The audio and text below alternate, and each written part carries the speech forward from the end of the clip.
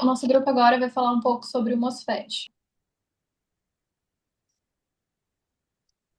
Bom, o transistor MOSFET, ele é um transistor semicondutor de óxido metálico e ele é feito basicamente de silício. E você encontra ele em processadores, memória. Então, ele está dentro do teu celular, do computador, por aí vai. Antes de falar do funcionamento do transistor, é importante falar sobre o material que ele é feito. Então, quando a gente tem o silício intrínseco, que ele é na forma pura dele, né, na forma natural, ele vai possuir uma condutividade elétrica muito baixa, porque ele tem poucos elétrons livres e poucos portadores de carga. E para a gente melhorar essas características do material, a gente adiciona impurezas, e esse processo é chamado de dopagem. Então, se a gente vê a estrutura interna do silício, ele tem um átomo que faz quatro ligações com seus vizinhos. E aí, quando a gente adiciona um átomo pentavalente, ele possui um elétron livre, e isso é chamado de dopagem do tipo N. E quando a gente adiciona um elétron que só faz três ligações, ele é chamado de dopagem do tipo P. Então, a dopagem do tipo N, ela vai fazer quatro ligações com os átomos de silícios vizinhos, mas vai restar um elétron. E esse elétron livre, ele vai ter uma energia de ligação fraca. Então, ele vai criar um nível energético perto da banda de condução. E aí você entende que ele precisa de uma agitação térmica muito mínima para ele sair desse nível e pular para a banda de condução. E é isso que faz com que aumenta a condutividade elétrica desse material, porque quanto mais elétrons livres eu tenho na banda de condução, eu tenho mais condutividade elétrica. E para a dopagem do tipo P, é diferente, porque em vez de ter quatro, ele só tem três ligações. Então vai restar uma vaga vazia, um certo buraco. E aí, a tendência do elétron que está perto desse buraco é entrar naquela vaga que tem. E aí, ele vai criar como se fosse um caminho novo para esse elétron passar. E aí vai criar um novo nível energético acima da banda de valência. E a movimentação de elétrons indo de vaga em vaga, consequentemente, aumenta a condutividade elétrica do meu material.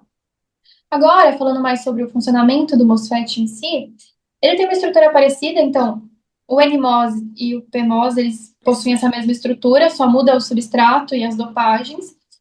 E aí, basicamente, o controle feito para condução ou não de corrente é feito pelo gate.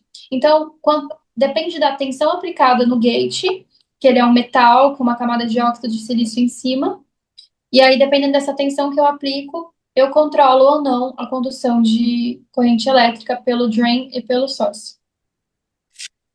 E aí, nessa região de encontro entre a região N e a região P, eu vou ter a chamada zona de depressão, que ela, basicamente, se eu tenho elétrons livres e eu tenho vagas disponíveis, a tendência é que esses elétrons livres entram nas vagas e nesse campo vai formar como se fosse um campo elétrico interno. Então, essa região vai ter uma barreira de potencial que vai fazer com que se curvem a banda de condução e a banda de valência. E aí, para eu superar ou reduzir essa zona, eu uso polarização. Então, se eu quero aumentar a passagem de corrente elétrica, eu polarizo diretamente. Se eu quero diminuir, eu polarizo reversamente. E se eu não quero que conduza, eu simplesmente não coloco polarização. Pode passar.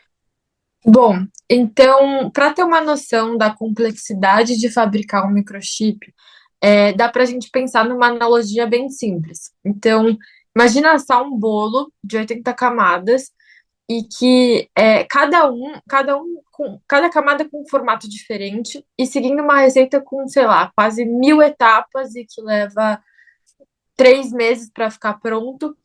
E detalhe, são usados assim ingredientes muito, muito específicos. Então, se só, sei lá, 1% do tempo ou da medida ou da temperatura variar, o bolo inteiro se perde. Então, essa é mais ou menos a lógica por trás da fabricação de um chip. Então, antes de tudo, para fabricação de um chip, é preciso obter um silício de altíssima qualidade. E para isso é usado um processo chamado Czochralski, que acho que é assim que fala. Nesse método, o silício policristalino ele é derretido em um cadinho de quartzo, e aí uma pequena semente cristalina ela é mergulhada nesse líquido e lentamente puxada para cima enquanto gira no sentido contrário a esse líquido. Então, esse movimento ele faz com que um único cristal de silício cresça a partir da semente, e aí, a partir disso, vai formar um tarugo cilíndrico. Então, esse processo ele acaba eliminando os contornos de grão e também garante uma pureza e uniformidade necessária para produzir os wafers de qualidade que vão servir de base para esses microchips. E aí, como eu disse, né, depois do crescimento desse cristal único pelo processo de Czochralski, o resultado é um tarugo cilíndrico de silício. E aí, esse tarugo, ele é cortado em fatias finas, chamadas wafers, como vocês podem ver aí na imagem. Esses wafers, eles são a base para a fabricação dos microchips e assim, sobre eles vão ser construídos, tipo, todas as camadas dos circuitos. Então, a qualidade desse silício é fundamental, porque se tiver qualquer defeito atômico, qualquer coisinha pode comprometer milhares de chips ao mesmo tempo. E aí, uma das primeiras etapas no wafer é a deposição de uma camada fina de óxido de silício isolante, que é feita por esse processo chamado CVD, que deposição química a vapor. Nesse método, um gás precursor que contém silício, ele é introduzido em uma câmara aquecida, e aí esse gás, ele se decompõe e deposita no silício, deposita, na verdade, o silício sobre a superfície do wafer, e aí esse processo, ele acaba sendo muito usado porque ele permite formar camadas extremamente uniformes e também essenciais para a fabricação de transistores e também de outros dispositivos semicondutores. Depois desse processo, o wafer segue para o processo de fotolitografia, que é composto por diversas etapas, sendo uma das primeiras o spin coating, em que é colocada uma camada fina de material fotorresistente, enquanto esse wafer de silício está sendo rotacionado a uma velocidade definida. E, basicamente, essa camada protege as partes desejadas do substrato e prepara elas para as próximas etapas da produção. Então, ela permite uma remoção seletiva de regiões necessárias em processos futuros. E depois, o wafer passa por um aquecimento leve para evaporar o solvente desse material fotorresistente. Depois, ainda dentro da fotolitografia, esse wafer é exposto a uma luz UV através de uma máscara, que é como se fosse um molde. E aí, essa luz também passa por uma lente, e aí é formado um padrão nanográfico na superfície do wafer. E como a Elô tinha falado antes, a gente pode usar a metáfora de que é como se fosse uma receita de bolo com 80 camadas. E nesse caso, cada uma dessas 80 camadas seriam essas máscaras ou photomasks. Depois, vão ser formados esses designs em cima da superfície, como eu falei. Depois disso, passa por um processo chamado desenvolvimento, em que o wafer é colocado sob a ação de um solvente, e as partes expostas à luz reagem com o solvente de forma que sobram apenas as partes não alteradas, formando um padrão na superfície chamado também de máscara. Depois, passa por um aquecimento para endurecer o fotorresistente que sobrou na superfície. O próximo processo é de remoção de material chamado etching, que pode ser feito com químicos corrosivos ou plasmas de alta energia. E é como se fosse feita uma remoção de uma coluna vertical de dióxido de silício exposto para transferir e marcar os padrões da máscara no wafer. Depois disso, ele vai para um processo de implantação iônica, que é basicamente uma dopagem. Então, a superfície é bombardeada com átomos exóticos que podem ser, como por exemplo, fósforo ou boro. E aí, eles vão servir para formar as regiões P e N necessárias para construir os transistores. E depois esse processo pode acabar necessitando de um recozimento, que chama annealing, que é para reconstruir a rede de silicone depois desse bombardeamento, que pode ficar um pouco fragilizada. Depois tem outra etapa de remoção de material, que é numa máquina de stripper, que também remove o resto do material fotorresistente que sobrou, que formava uma das camadas de máscara sobre a superfície.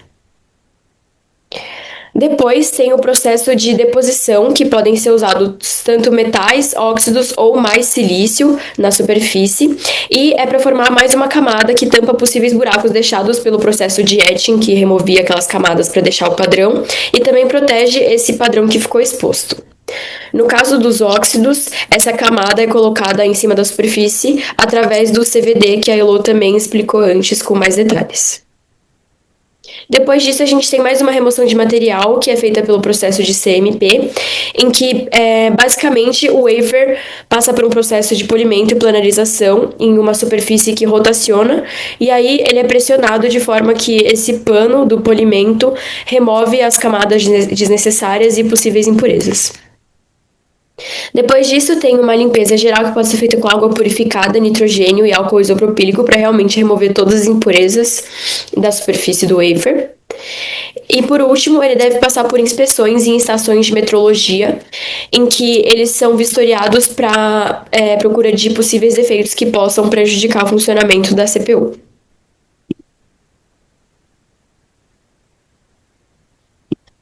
Bom, e por que que os MOSFETs e os microchips importam?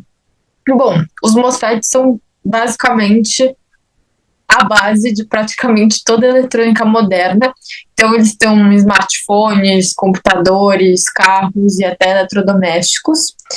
E hoje existe uma corrida tecnológica, e não só tecnológica como global, assim, porque fabricar microchip é um processo caro e desafiador, que acaba exigindo, assim, equipamentos de altíssima precisão.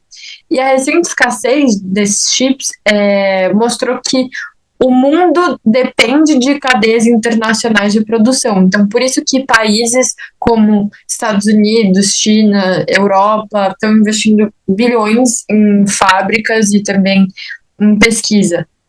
Então, os MOSFETs eles são fundamentais nesse cenário, porque eles permitem uma eficiência energética e miniaturização, e também eles acabam ditando o futuro da computação. E é isso. Obrigada.